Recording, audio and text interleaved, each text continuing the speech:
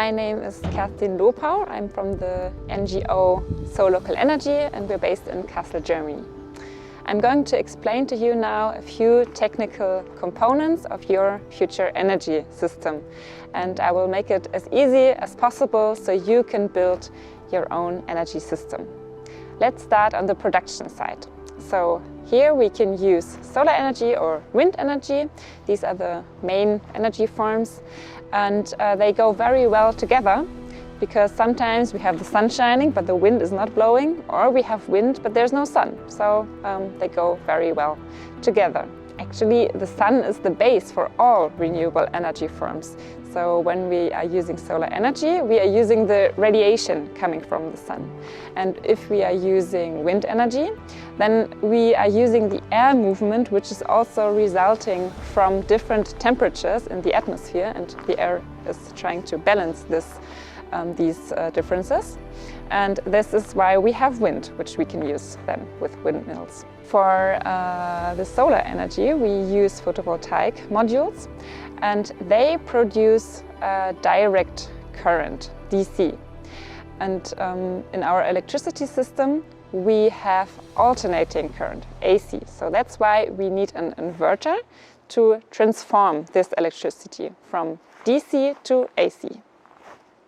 Solar energy is good to use in our cities, on our rooftops or on our facades, because we have the least negative impact on our environment, because we already have the houses built and we just put the solar modules like in the places where we already have civilization.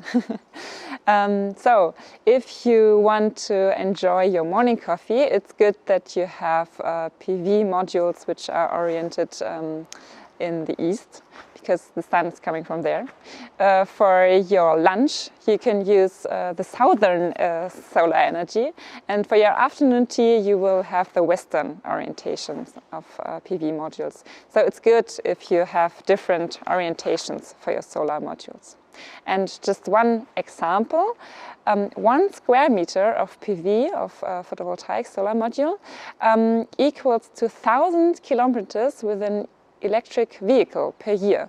So it's really a very powerful natural resource. Solar energy is also very sustainable because it has a very long lifetime, because there are no moving parts. You put the panel on the roof or on the facade and it stays there for 20, 30 or even more years. When it comes to wind, it's better to use them in rural areas or around our cities.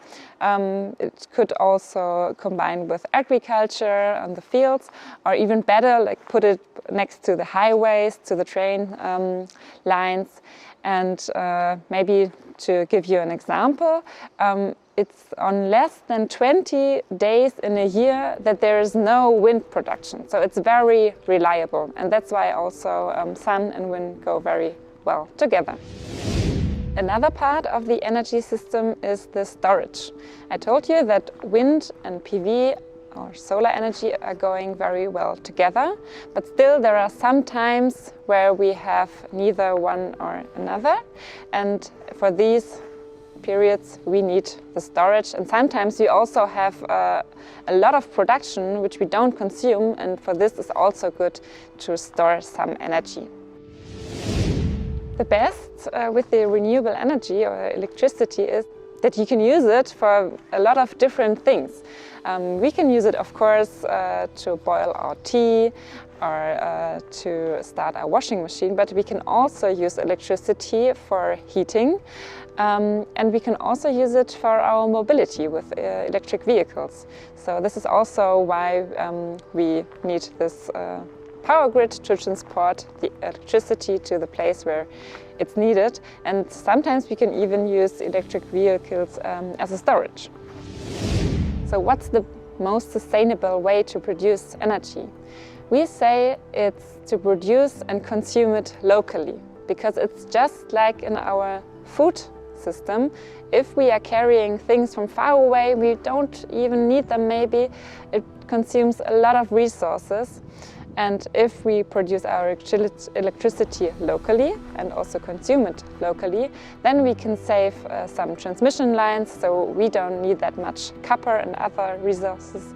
And also the value creation stays within your community. You have the windmills and the solar modules in your community, and the money doesn't flow away to some investor, but it stays in your community and there is local value creation.